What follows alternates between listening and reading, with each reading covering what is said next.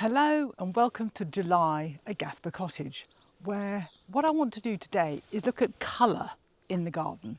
So colour is always important at Gasper Cottage, but in July it can be tricky. Some of the early things are done, some of the later stuff hasn't always come through yet. So what are the plants that reliably fill that gap, as it's known, the July gap? So the first one that I want to talk about is Verbena. This is the somewhat maligned, potentially overused Verbena Bonariensis, which is tall. I mean, it's kind of, nearly shoulder height to me, definitely chest high. It's elegant. It's kind of semi-transparent, so depending on how much of it you have, it's kind of a gauze of colour. But you get these little pops of colour at the top, and the individual flower heads are actually tiny. But the pollinators love it and they get right stuck into each little flower. So that's a great thing. And around the garden I have various different forms of Verbena. Some are kind of more branched than this and they have slightly different kinds of flower heads. But they're all very much doing the same thing. They're quite wiry plants. They don't need staking.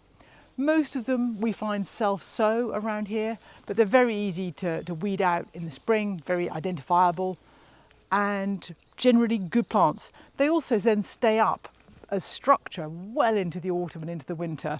Okay, they lose their colour, but they're still there as structure. The other thing that is both colour and then structure is the Veronica, which is back there, which has had its first real flush. It's really the first 2 weeks of July is the moment for that intense hit of colour from the Veronica. And 2 weeks is not bad for a plant. Most plants actually only give you 2 to 3 weeks of their kind of peak flowering. If plants could do all summer, it would be easy. We just have our garden filled with that. But there aren't plants like that, so you have to think about that sequence. And the Veronica is an important part of the mix in this area, sort of there. And then as you come over here and you look into the centre of this bed, there's a big clump of the Veronica in there, which really grounds this bed at this time of year. The next thing that I wanted to look at in here are the ornamental grasses, and there are quite a few in these beds. So there's this one, which I think is a Korean feathergrass, and then there's a little fluffy one around in various places. I think I've got some over here, which is a form of Deschampsia. And I really like ornamental grasses and I use them a lot in different areas of the garden. And they're a funny thing, because in the first bit of the year they're just a green lump, and they're a nice foil for all the colour that's in here in the early summer. And then all of a sudden in July they become much more kind of dominant in your thinking. And they have their seed heads, which in this case is a kind of buff colour.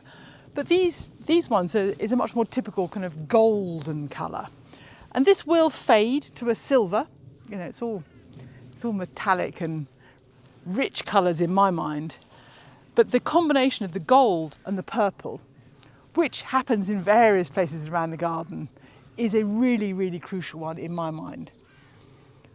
It's also, the grasses are something that I use extensively in the kind of the wilder areas of the garden, out that way. And in here you can see bits of the studio garden where grasses are a key element in how that works and what makes that work. I also just want to have a brief mention of Clematis.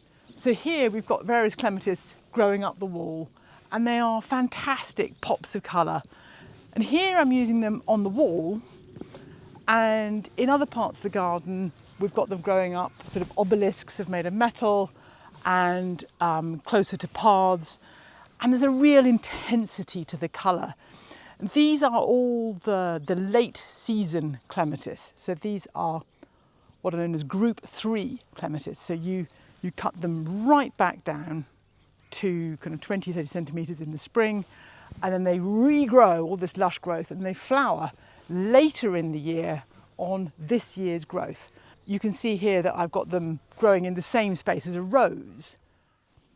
In the front garden at the moment there are 3 plants that I particularly wanted to mention. So the first is the oregano, which is lining these paths. And there are a couple of different forms. I've got a slightly lower, whiter one, and then some slightly taller, more purpley ones. But they are fantastic. They are just coming into flower now, and they're kind of taking over from the alchemilla, which is kind of giving up at this season. But it's fantastic stuff. And, you know, everything, the pollinators love it. Then the second group of plants, which are well illustrated here, are the Persicaria. So this particular form of Persicaria is quite tall and slightly willowy. It actually has a surprisingly small footprint, and it doesn't bulk up as much as some of the others. I have one down in the studio garden, which is a really chunky, massive plant, and that really needs to have its own space. It does not share nicely with anybody else. But this actually, this is slightly better behaved. And the Persicaria as a family, really quite tough and robust, and you can put them in with quite wild areas. The other plant here that's coming through now are the Japanese anemone, which this is a particularly lovely, elegant form. So it's quite a tall form. It's right up at sort of shoulder height. And I particularly like the way the flower head, it's kind of one colour on the inside of the flower and a different colour on the outside of the flower. And that gives you this kind of, as you walk past, it kind of shimmers. It's a particularly lovely effect. Dahlias, thought of as a kind of late summer, August, September plant. But with the hot summer that we've had, a lot of my dahlias, not all, but a lot of my dahlias are up and doing their thing. So this is Bishop of Llandaff, which I think is the dahlia that got trendy people back into dahlias. But I've got lots through here and into that area. And you know, they're not all up, but through here I've got some little peachy ones, got some white ones. The big red ones at the end are not yet doing their thing, but they're getting there. If dahlias can be part of your July mix, that's a very good thing. So some of them are these open flowers, and the pollinators love those. I do also grow the giant, great big ones. They just make me happy. These will now flower until the first frosts. And if you're into the colours, that's fantastic. And there's a huge range of them. As I said, I've got every conceivable colour, from deep reds to purples to oranges to yellows to whites.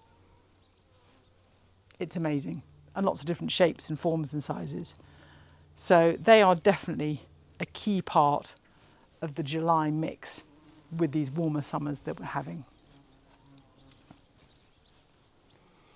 So in conclusion, the July gap is a thing. It is much more challenging to fill your garden with colour in between these two sort of early summer and late summer seasons. But there are plants that will do it. And today I've talked you through, I think, 8 key plants that fill that gap. And thank you for watching.